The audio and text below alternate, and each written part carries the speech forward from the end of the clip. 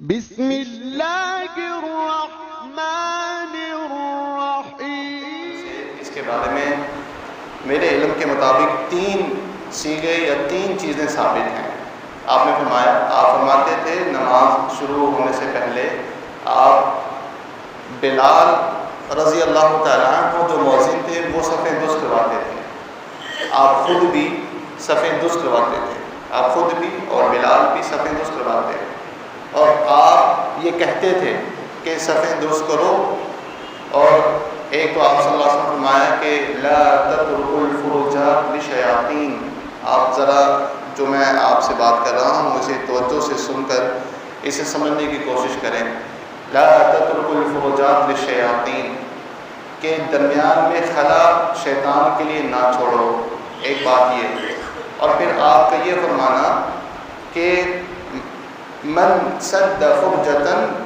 رفعہ اللہ بہا درجہ، صحیح حدیث ہے، الترغیب و ترہیب میں شیخ البانی نے اسے صحیح کہا ہے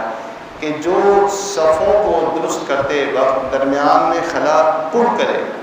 اسے ختم کر دے، اللہ تعالیٰ اس کا ایک درجہ بلند فرما دیتا ہے۔ اور پھر آپ صلی اللہ علیہ وسلم نے صحابہ کرام سے یہ کہا کہ کیا تم الا تراصون صفوفکم او کما قال النبی کما تصف الملائکۃ عند ربها،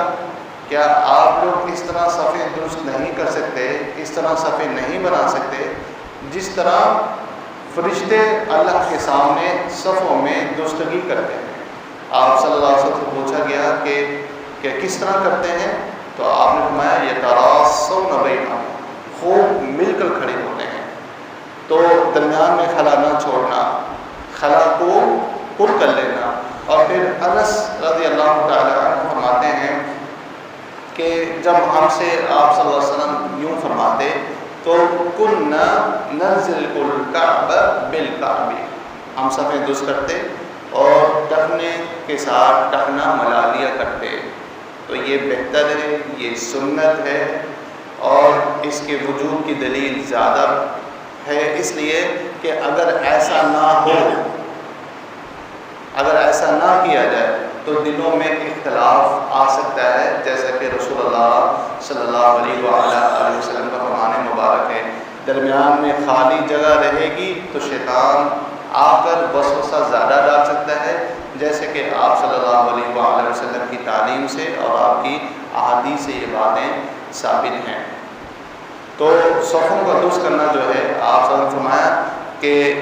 من اقامت الصلاۃ، صفیں درست کرنا نماز کے قائم کرنے میں شامل ہے۔ من اقامت الصلاۃ، من حسن الصلاۃ، یہ نماز کی خوبصورتی ہے، من تمام الصلاۃ، یہ نماز کے مکمل کرنے میں شامل ہے۔ اس کے بعد آپ صلی اللہ علیہ وسلم اس بات کا حکم فرماتے تھے کہ جب بھی نماز پڑھو تو سامنے سترے کے سامنے جو ہے سترہ رکھ کر نماز پڑھو۔ اگر آپ کے سامنے دیوار ہے، جیسے آپ صلی اللہ علیہ وسلم نے ایک مرتبہ پیچھے نماز پڑھی تو آپ کے درمیان اور دیوار کے درمیان، آپ کے کھڑے ہونے کے نہیں بلکہ سجدے اور دیوار کے درمیان اتنا فاصلہ تھا کہ جتنا ایک بکری کا بچہ گزر جائے۔ ایک روایت میں یہ بات آتی ہے کہ آپ ایک مرتبہ نماز نہیں تھے اور بکری کا بچہ گزرنے لگا تو آپ نے گزرنے نہیں دیا، بجائے اس کے کہ اگر کوئی بچہ، اگر آپ اکیلے ہیں اور سترہ نہیں رکھا ہو، یا کوئی بڑا آپ کے سامنے سے گزرے، ایک تو خود اسے اس بات کا دھیان رکھنا چاہیے، اس بات سے ڈرنا چاہیے۔ بخاری، مسلم، مالک، ابو داؤد، ترمذی اور کئی احادیث کی کتابوں کے اندر یہ روایت موجود ہے کہ آپ صلی اللہ علیہ وسلم نے فرمایا کہ اگر اسے یہ معلوم ہو جائے جو نمازی کے سامنے سے گزر رہا ہے کہ گزرنے سے اس کے اوپر کتنا بڑا وبال ہے، گناہ ہے، تو وہ وہیں پر کھڑا رہے۔ 40 کا لفظ ہے، اب راوی کہتے ہیں 40 دن یا 40 مہینے یا 40 سال، وہ کھڑا رہے، انتظار کرے، نماز ختم ہوگی تو میں جاؤں گا۔ اس بات کا اہتمام کرنا چاہیے کہ اگر کوئی نماز پڑھ رہا ہو،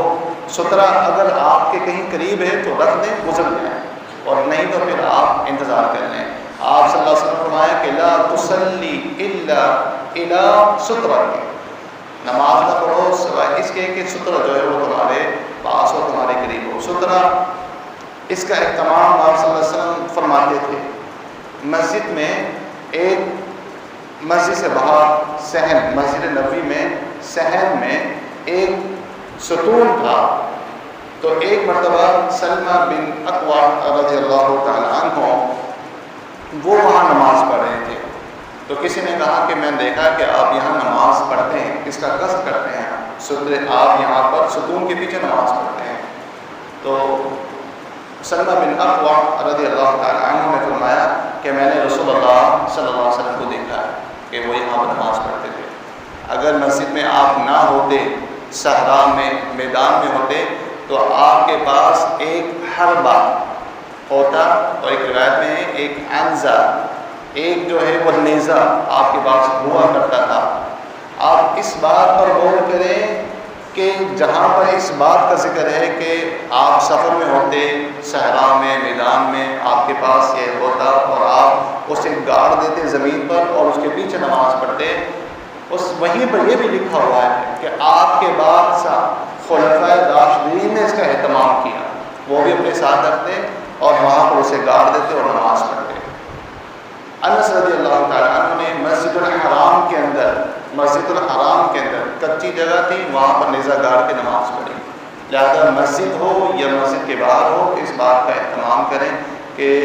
سترہ جو ہے اس کا اہتمام ہونا چاہیے۔ الحمدللہ اللہ کا شکر ہے، اب تو سترے کا اہتمام کافی لوگ کرتے ہیں، مساجد کے اندر چیزیں ایسی پڑی ہوتی ہیں کہ سترے کا اہتمام کیا جاتا ہے۔ اب سترہ جو ہے وہ کتنا ہونا چاہیے،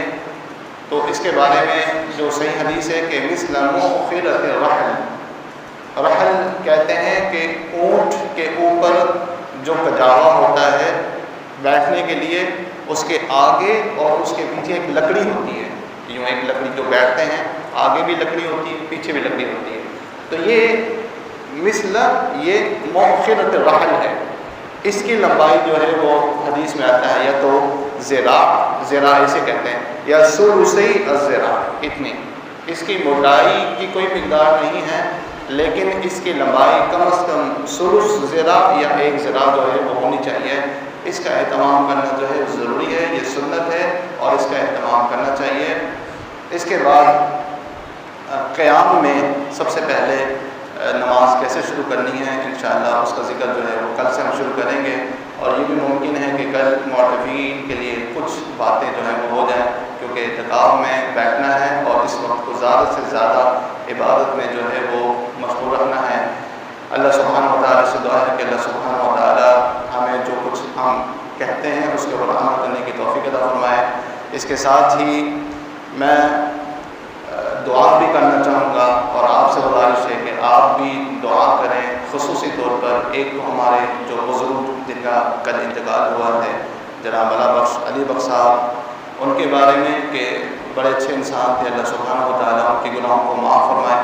ان کے درجات بلند کرے، اور جتنے ہمارے بڑے والدین، ہمارے رشتہ دار جو ایمان کی حالت میں جا چکے ہیں، ان سب کے لیے دعا کرے، اللہ سبحانہ و تعالیٰ ان پر رحم فرمائے۔ آج ہمارے بہت ہی اچھے دوست جو مدارس اور مسجد کے لیے ہر اول دستہ تقریباً میں نے دیکھا ان کو، وہ ہوتے ہیں شعیب صاحب، ان کی اہلیہ کا انتقال ہو گیا ہے، جو ڈیفینس میں رہتے ہیں، اور ان کی نماز جنازہ جو ہے آج مسجد عمر بن عبدالعزیز میں عشاء کے بعد ہے۔ بڑی اچھی خاتون تھیں، اللہ سبحانہ و تعالیٰ ان کی گناہوں کو بھی معاف فرمائے، ہر مسلمان کو اللہ سبحانہ و تعالیٰ اس کے صغیرہ کبیرہ گناہوں کو معاف فرمائے۔ سبحان ربک رب العزت عما یصفون وسلام